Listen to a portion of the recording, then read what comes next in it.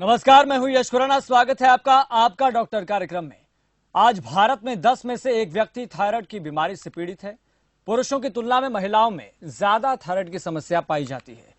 लेकिन सवाल यह है कि आखिर थायराइड होता क्या है, इससे कैसे बचा जाए, इसके लक्षण क्या होते हैं, डॉक्टर के पास कब जाना चाहिए, थायराइड कितने तरह का होता है, इस विषय पर हमारे साथ बात करने के लिए होंगी internal medicine specialist doctor Swati Maheshwari. इसके इतर आपको एक जानकारी और बता देते हैं कि अगर आपका भी थायराइड से संबंधित या उसके मुतालिक कोई सवाल आपके जहन में आता है तो आप हमसे सीधे संपर्क कर सकते हैं, सलाह ले सकते हैं। लगातार आपकी टीवी स्क्रीन पर नंबर फ्लैश होते रहेंगे, परामर्श ले सकते हैं। तो लगातार आपकी टीवी स्क्रीन पर नंबर फ्लैश होते रहेंगे। आपके जहन में इसके संबंध में कोई भी सवाल आता है थायराइड से संबंधित, आप हमसे कॉल करके संपर्क कर सकते हैं, सवाल पूछ सकते हैं, सलाह ले सकते हैं, परामर्श ले सकते हैं। आपको बता दें कि हमारे साथ internal medicine specialist doctor Swati Maheshwari जुड़ चुकी हैं। स्वाति जी, आपका बहुत बहुत स्वागत खबर फास्ट पर। स्वाति जी, सबसे पहले मैंने शुरुआत करी आंकड़ों से, जिसमें देखा गया कि हर 10 में से एक व्यक्ति थायराइड से पीड़ित है। सबसे पहला मेरा बुनियादी सवाल आपसे यही है कि आप इस बात से कितना सहमत हैं? जी, बहुत कॉमन परेशानी है थायराइड की परेशानी अगर देखा जाए तो।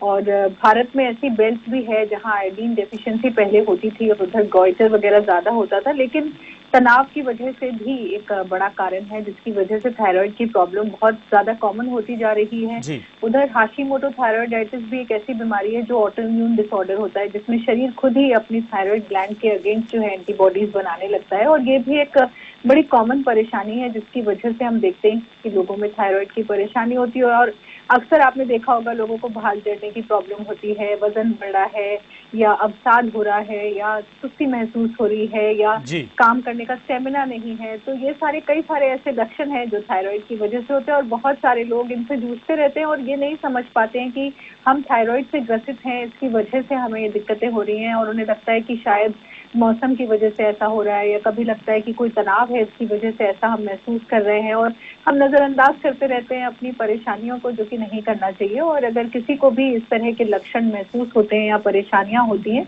तो उन्हें जरूर एक बार डॉक्टर से सलाह जरूर करनी चाहिए कि कहीं ये थायराइड की परेशानी तो नहीं है। जी स्वाति जी, अगर साइंटिफिकली देखें तो शरीर के कौन से हिस्से पर प्रभाव पड़ता है, शरीर में किस तरीके से बदलाव होने लगते हैं? हाँ, देखिए, ये थायराइड जो है एक ऐसा हार्मोन है जिसकी ग्लैंड हमारे गले में यहाँ पर होती है और ये हमारे बहुत सारे जो बॉडी के सिस्टम्स होते हैं उसको कंट्रोल करता है। जैसे हमारा सांस लेने का जो दर है, हमारा हार्ट रेट जो है, हमारी मांसपेशियां जो है, हमारे ब्रेन की एक्टिविटी कैसी होगी, तो बहुत हमारा मेटाबॉलिज्म कैसा है, यानी कि हम खाना जो है पचा रहे हैं उसको किस तेजी से पचा रहे हैं, नहीं पचा रहे हैं। तो ये सब बहुत सारी चीजें हैं जिन पर कि थायराइड का असर पड़ता है। तो अगर कोई व्यक्ति को, देखिए, दो तरह से थायराइड ज्यादा भी हो सकता है और कम भी हो सकता है। हम ज्यादातर जिसकी बात करते हैं वो होता है थायराइड की कमी होना, क्योंकि वो ज्यादा प्रचलित है और वो ज्यादा कॉमन है और हाइपरथायराइडिज्म इतना कॉमन नहीं होता। तो अगर हम बात करें थायराइड कम होने का, तो देखिए लोगों को थकान महसूस होगी, आपको ऐसा लगेगा कि आप जो है पूरा काम नहीं कर पाते, पहले आपने स्टेमिना ज्यादा था अब उतना नहीं है। और कई सारे लोगों को ठंड लगती है, तो जैसे एसी में लोग बैठे होंगे तो उन्हें लगेगा कि कुछ लोगों को ठंड लग रही होगी, बाकी लोग कंफर्टेबल फील कर रहे होंगे। तो ये भी एक इंडिकेटर है कि शायद आपको थायराइड की परेशानी, इसलिए एसी में आपको बहुत ज्यादा ठंड लगती है। उसके अलावा आंखों के नीचे सूजन हो सकती है, आपने देखा आंखों के नीचे बैग्स हो जाते हैं, बाल झड़ने की परेशानी हो सकती है। उसके अलावा जो है लोगों में वजन बढ़ने लगता है, वो भी एक परेशानी का विषय हो जाता है। मांसपेशियों में कमजोरी महसूस होती है, कुछ लोगों को कब्जी भी होती है थायराइड की परेशानी में। तो इस तरह से कई सारी ऐसी परेशानियां हैं और इस तरह के लक्षण हैं जो अगर आप महसूस कर रहे हैं तो जरूर एक बार थायराइड की बीमारी की तरफ ध्यान जरूर जाना चाहिए। जी, और इसके अगला एक सवाल हमारे सोशल मीडिया के जरिए दर्शक पूछ रहे हैं कि थायराइड कितने तरह का होता है? अगर 2-3 तरह का होता है तो इसमें कैसे पहचाने कि ये ज्यादा वाला है या फिर कम वाला है? देखिए, ज्यादातर दो ही तरह का होता है। एक होता है जिसमें कि थायराइड की शरीर में कमी हो जाती है, एक होता है जिसमें थायराइड ज्यादा बनने लगता है शरीर में। इसके लिए एक साधारण सा ब्लड टेस्ट होता है। और अब पहले तो ये ब्लड टेस्ट खाली पेट होता था, लेकिन अब लैब में इसके लिए खाली पेट रहना भी जरूरी नहीं है। तो साधारण सा ब्लड टेस्ट है जो हम करते हैं, जिससे हमें पता चल जाता है कि आपको थायराइड ज्यादा बन रहा है या कम बन रहा है। और ये डॉक्टर पे, लेकिन आपको ये डॉक्टर को दिखाना होगा, आप खुद नहीं इसको निश्चित कर पाएंगे कि आपको थायराइड की क्या परेशानी है। तो रिपोर्ट जब आप डॉक्टर के पास लेकर के जाएंगे तो वो आपको बहुत आसानी से समझा देंगे कि आपको कौन सी दिक्कत है। और भारत में ज्यादातर जो है थायराइड की कमी ही देखी जाती है, तो TSH बढ़ा हुआ होगा रिपोर्ट में और वो उसको अंदेशा दे देता है कि व्यक्ति को थायराइड की परेशानी है। जी, एक ये भी समस्या देखने को मिलती है स्वाति जी कि ये महिलाओं में ज्यादा देखने को मिलता है, ये आंकड़े भी इस बात को साबित करते हैं। क्या आप इस बात से सहमत हैं? और अगर इस बात से आप सहमत हैं तो ये महिलाओं को ज्यादा क्यों होता है पुरुषों की अपेक्षा? देखिए, महिलाओं में परेशानियां ज्यादा देखी गई हैं थायराइड से रिलेटेड, और खास तौर से जो इस तरह की महिलाएं होती हैं जो कंसीव करना चाहती हैं, या अगर हम ये देख रहे हैं कि बार बार एबॉर्शंस हो रहे हैं, या इनफर्टिलिटी की परेशानी हो, यानी कि आप कंसीव करना चाहते हैं लेकिन कंसीव नहीं कर पा रहे हैं, तो इन सब परिस्थितियों में किसी फीमेल में हमें थायराइड की परेशानी के बारे में जरूर सोचना चाहिए। दूसरा, अगर महीना ठीक से नहीं होता है किसी फीमेल को, अगर उसमें भी दिक्कत है तो वो भी एक कारण है जिसकी वजह से, थायराइड की वजह से जो कि हो सकता है। तो इन सब दिक्कतों में हमें सोच, देखिए थायराइड जो है एक तरह का हार्मोन है, और जो महिला होती है उसके शरीर में जो दूसरे हार्मोन्स होते हैं उनका जब तालमेल आपस में ठीक से नहीं बैठता है तो इस वजह से ये सारी दिक्कतें सामने आने लगती हैं। और महिलाओं में ये बात सही है कि स्वाभाविक तौर से ज्यादा थायराइड की परेशानी देखी जाती है, और खास तौर से प्रेगनेंसी के आसपास इसकी कमी जो है ज्यादा महसूस होती है। जी, तो महिलाएं हो चाहे पुरुष हो, इससे बचे कैसे? क्या खान पीना हमें किस तरीके से बदलना चाहिए, जीवन शैली को किस तरीके से हमें बदलना चाहिए? देखिए, बहुत जरूरी बात मैं यहाँ ये बताती हूँ कि ज्यादातर लोग ये सोचते हैं कि गोभी खाने से या ब्रोकोली खाने से, ये सब चीजें खाने से जो है थायराइड की परेशानी हो जाती है। लेकिन अब जब से गवर्नमेंट ने अथक प्रयास करे हैं और आयोडाइज कर दिया है सॉल्ट को, तो अब हम नमक क्योंकि आयोडाइज खाते हैं, तो ऐसी स्थिति में ये सब्जियां अब हमारे थायराइड पर कोई ज्यादा दुष्प्रभाव नहीं डालती हैं। तो ये जो एक धारणा थी पहले कि ये गोभी और ये सब खाने से हमें ज्यादा दिक्कत होगी या थायराइड की परेशानी हो जाएगी, ऐसा अब नहीं है ज्यादातर। लेकिन अगर किसी को थायराइड की परेशानी है, ऑलरेडी है, तो ऐसी स्थिति में जो सोय प्रोडक्ट्स होते हैं जिनमें सोय होता है उनका सेवन कम करना चाहिए। साथ में आपको बहुत ज्यादा चर्बी वाला खाना नहीं खाना चाहिए, और आपको बहुत ज्यादा शुगर जिसमें कि चीनी हो, ऐसी चीजें जो ज्यादा अच्छी होती हैं उन चीजों को आपको अवॉइड करना चाहिए। क्योंकि अगर आपको थायराइड की परेशानी है तो ऐसी स्थिति में इन चीजों की वजह से आपको थायराइड में और ज्यादा दिक्कत होगी, तो उस समय पर इन चीजों को अवॉइड करें। लेकिन अदरवाइज नॉर्मल व्यक्ति के लिए मैं ये बोलूंगी कि अगर आप आयोडाइज नमक खाते हैं तो उससे आप बहुत हद तक थायराइड की परेशानियों से बचे रहते हैं। तो कहीं भी अगर लोग हैं जो आज भी आयोडाइज सॉल्ट नहीं खा रहे हैं तो वो जरूर अपने खाने में आयोडाइज सॉल्ट खाएं। और अगर आप हेल्दी डाइट लेते हैं, अगर आप एक्सरसाइज करते हैं, अगर आप अल्कोहल का सेवन कम करते हैं, स्मोकिंग कम करते हैं, तो ये वैसे भी आपको बीमारियों से बचा के रखता है, और खास तौर से थायराइड से भी। जी, स्वाति जी, एक सोशल मीडिया के जरिए हमारे एक दर्शक एक सवाल पूछ रहे हैं कि आखिरकार अगर थायराइड कम हो या ज्यादा हो, क्या इस हिसाब से भी खाने में कुछ बदलाव आ सकता है? देखिए, ऐसा कुछ खास नहीं। यहाँ ये जरूर होता है कि जिसको हाइपोथायराइडिज्म है, यानी कि थायराइड अगर शरीर में कम बन रहा है तो उनको भूख ज्यादा लगती है, तो उनको एक क्रेविंग होती रहती है, सारे टाइम खाना खाने के लिए उनका मन करता रहता है। जबकि जिनका थायराइड ज्यादा हो जाता है, जो हाइपरथायराइडिज्म की तरफ चले जाते हैं, उनके साथ ये होता है कि उनको डायरिया वगैरह ज्यादा होता है। तो ये एक जो है हम देख सकते हैं, और कब्जी होती है जब अगर थायराइड कम हो जाए तो। अदरवाइज खाने की चीजों में जैसे मैंने आपको बताया कि अगर आप आयोडाइज सॉल्ट खाते हैं तो फिर इतनी ज्यादा दिक्कत परेशानी कोई खास पदार्थ से, खाने की किसी चीज से ऐसा नहीं होती है। जी, और थायराइड क्या जेनेटिकली भी हो सकता है? जेनेटिक भी हो सकता है?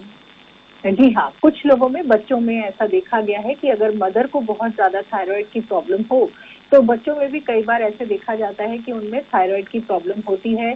कुछ बच्चों में ग्लैंड ही नहीं होती थायराइड की, पैदा होते वक्त ही ग्लैंड नहीं होती है थायराइड की, या और भी परेशानियां हो सकती हैं कि पिट्यूटरी से, क्योंकि जुड़ा होता है, जो कि ग्लैंड हमारे दिमाग में होती है, उससे थायराइड जुड़ा होता है, उसकी परेशानी हो सकती है, या थायराइड ग्लैंड में कम हार्मोन बन रहा है, ये परेशानियां हो सकती हैं। इसीलिए प्रेगनेंसी के दौरान किसी भी, जो भी व्यक्ति गर्भवती है, उसके लिए अपना थायराइड टेस्ट कराना बहुत जरूरी है और ये चेक करना जरूरी है कि वो समय से दवा खाएं, वरना बच्चों में मेंटल रिटार्डेशन तक देखा गया है, यानी कि जो नवजात शिशु है उसमें आने वाले समय में मेंटल रिटार्डेशन हो सकता है।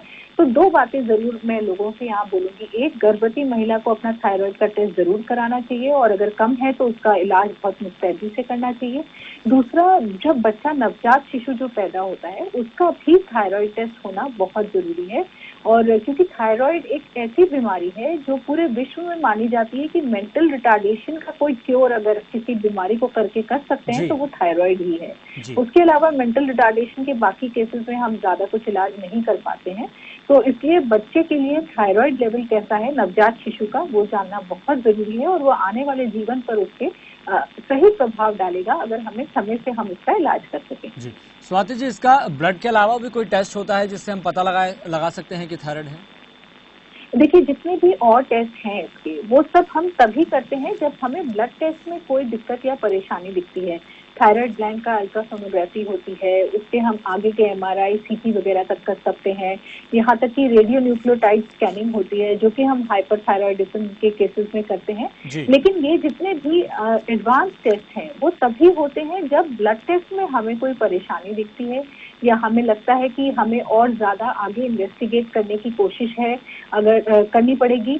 कई बार हम ब्लड टेस्ट के साथ साथ एंटीबॉडीज भी टेस्ट करते हैं शरीर में, जो कि ब्लड टेस्ट के द्वारा ही होता है। लेकिन इन चीजों में जब कोई परेशानी सामने आती है तब हम आगे के टेस्ट करते हैं। या आपने कुछ लोगों में देखा होगा कि गर्दन में सूजन होती है बहुत ज्यादा या गांठें हो जाती हैं गर्दन में, तो अगर ऐसी कोई दिक्कत है तब हम बायोप्सी वगैरह तक उसकी करते हैं, एफएनएसी करते हैं, क्योंकि कभी कभी हमें कैंसर का भी अंदेशा होता है कि थायराइड का कैंसर भी हो सकता है। जब नोड्यूल्स वगैरह होते हैं गले में तब वो वाले टेस्ट किए जाते हैं। वरना साधारण तौर पे किसी भी व्यक्ति के लिए ये जानना कि इसे थायराइड की दिक्कत है या नहीं, उसके लिए हम ब्लड टेस्ट ही करते हैं। जी स्वाति जी, इस बीच हमारे साथ एक दर्शक जुड़ गए हैं मथुरा से, अशोक शर्मा। अशोक शर्मा जी, आपका बहुत बहुत स्वागत। आपका सवाल क्या है? चलिए, संपर्क टूट गया है उनसे। स्वाति जी, एक सवाल इसके इतर ये है कि क्या योगा करना भी थायराइड के लिए बिल्कुल सही है? क्या उससे जंग जीती जा सकती है योगा के जरिए? देखिए, योगा के बहुत सारे फायदे होते हैं और वो केवल हमें थायराइड नहीं, कई सारी और बीमारियों से बचाता है। और आप चाहे योगा करिए या कोई तरह की एक्सरसाइज करिए, एक्सरसाइज करना हमेशा हमारे शरीर के लिए, हमारे शरीर को अच्छा रखने के लिए, बीमारियों से दूर रखने के लिए बहुत जरूरी है। तो आप चाहे योगा करें, चाहे एक्सरसाइज करें, उससे आपका वेट कंट्रोल रहता है, आपके शरीर में अच्छे हार्मोन्स रिलीज होते हैं जब हम एक्सरसाइज या योगा करते हैं, जो कि हमारे को न केवल अवसाद से दूर रखते हैं बल्कि हमारे शरीर को बीमारियों से भी दूर रखते हैं।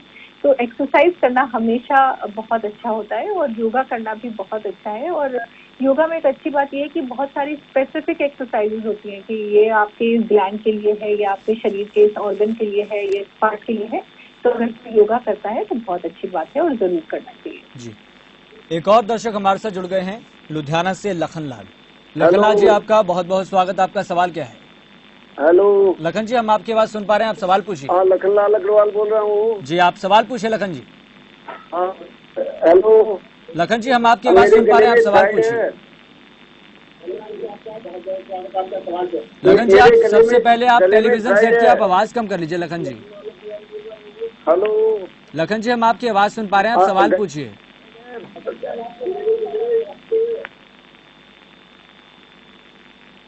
चलिए, लखन जी से संपर्क टूट गया है। स्वाति जी, आप वो क्या टिप देना चाहेंगी जिससे थायराइड को नियंत्रण में किया जा सकता है, चाहे वो कम हो रहा हो या फिर बढ़ रहा हो?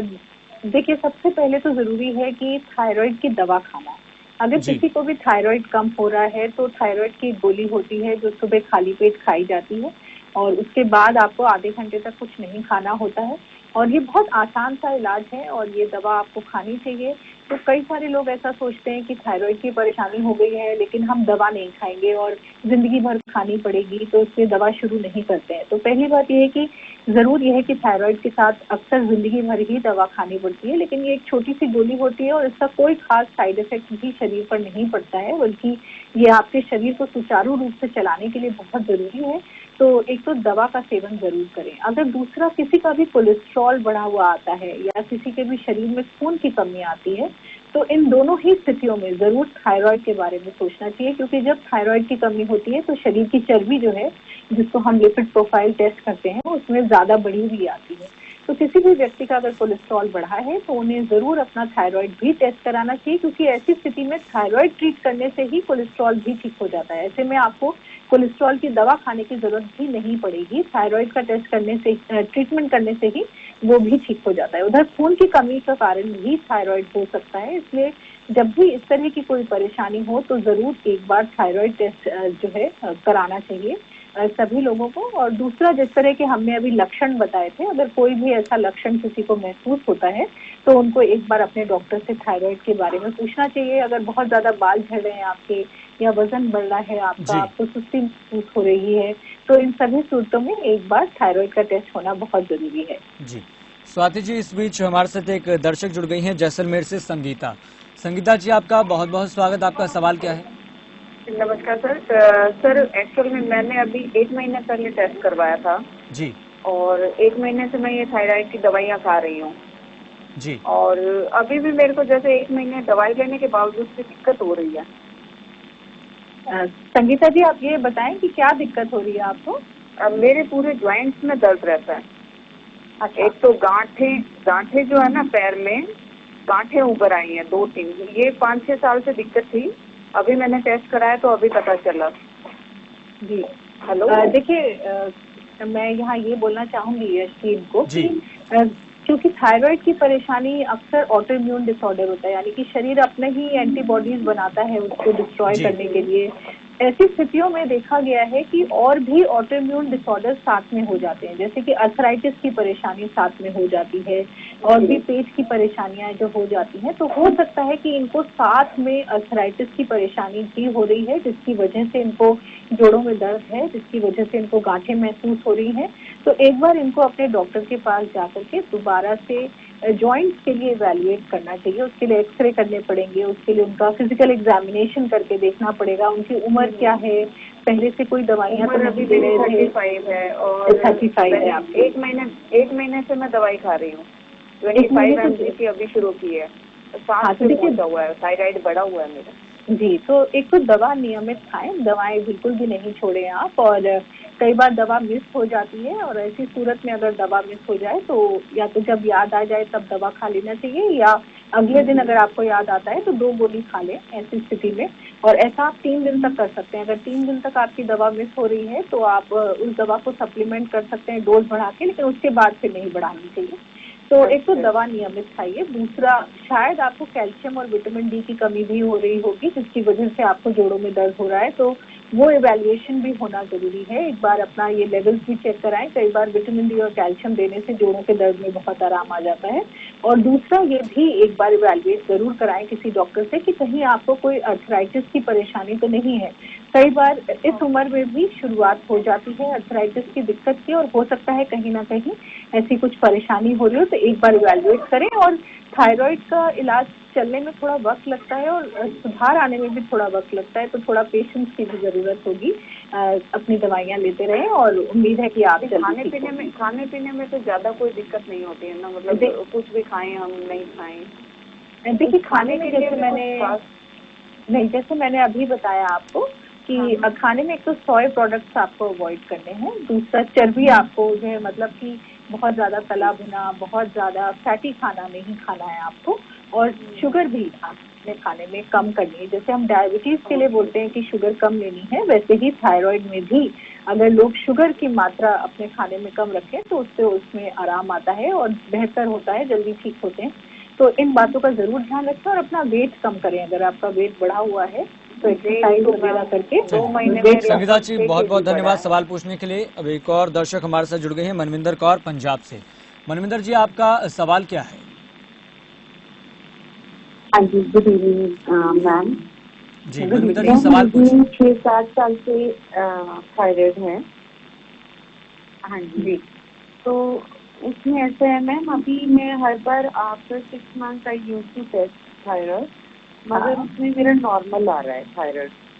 अच्छा, तो फिर भी मुझे डॉक्टर सजेस्ट कर रहे हैं कि मुझे मेडिसिन लेती रहनी चाहिए। आई हैव हाइपोथायराइड और मैं 62.5 की टैबलेट ले रही हूँ।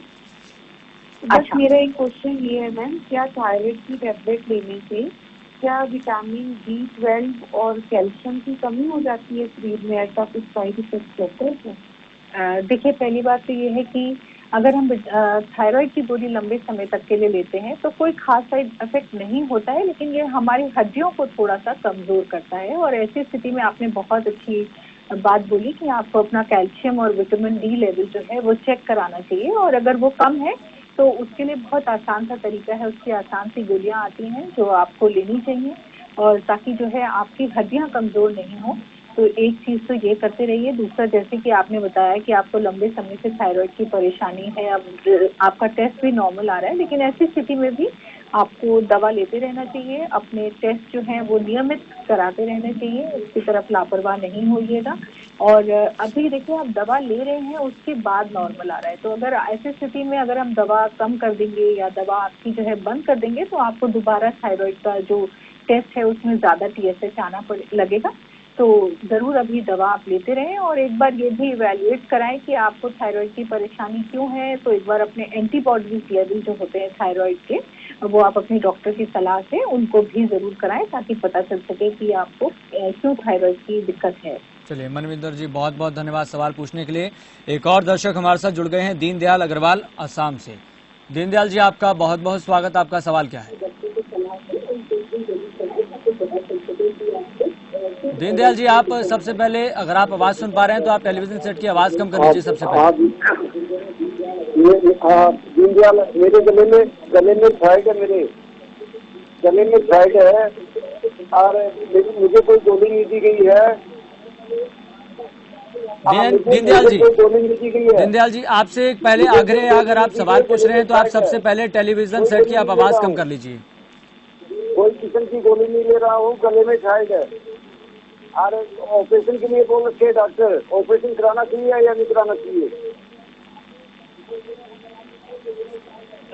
देखिए दीनदयाल जी, अगर आपको ऑपरेशन के लिए बोला गया है तो मेरे ख्याल से आगे इवैल्यूएशन किया होगा। शायद कोई आपका FNAC किया था या बायोप्सी किया था, क्या उन्होंने आपका हुआ है कुछ ऐसा?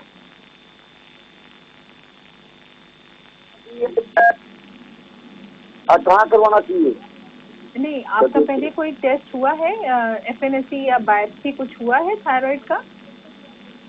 ऑपरेशन की सलाह देने से पहले कुछ बताया उन्होंने आपको ऐसा? हेलो जी दीनदयाल जी, हम आपकी आवाज सुन पा रहे हैं, आप बोलिए। हेलो,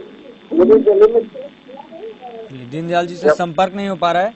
एक और दर्शक हमारे साथ जुड़ गई हैं दिल्ली से, आशा। आशा जी, आपका सवाल क्या है?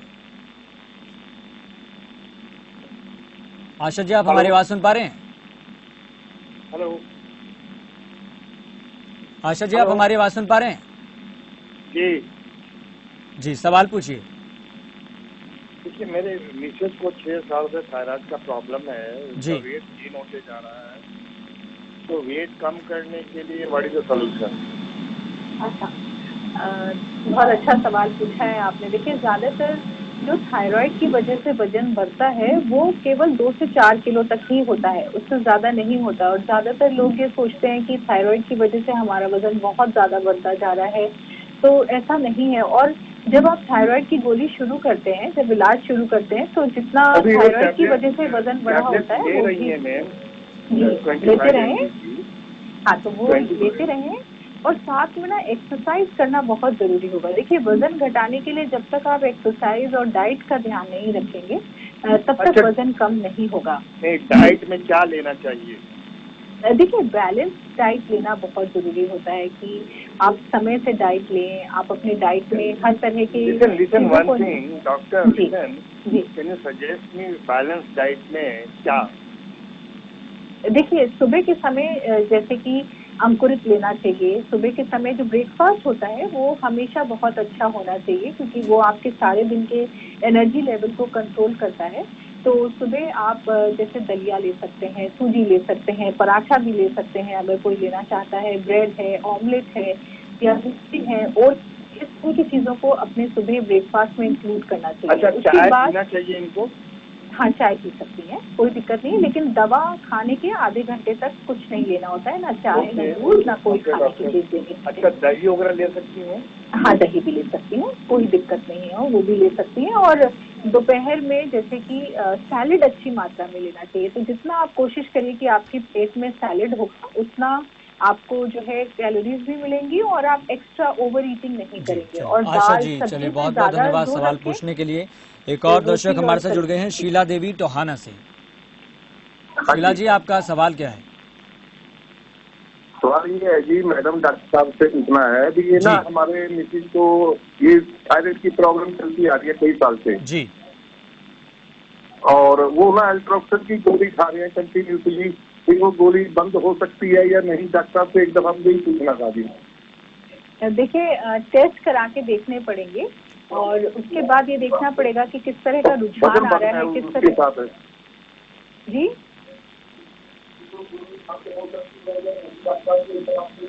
देखिए, ज्यादातर थायराइड की परेशानी में जिंदगी भर के लिए दवा खानी होती है।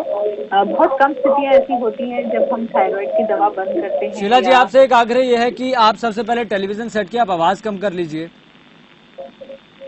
आवाज कम करो। हाँ जी जी, ज्यादातर थायराइड की परेशानियों में जिंदगी भर थायराइड की दवा खाई जाती है। उनकी डोज चेंज होती रहती है। जैसे जैसे शरीर रिस्पॉन्ड करता है उस हिसाब से हमारी डोज चेंज होती रहती है।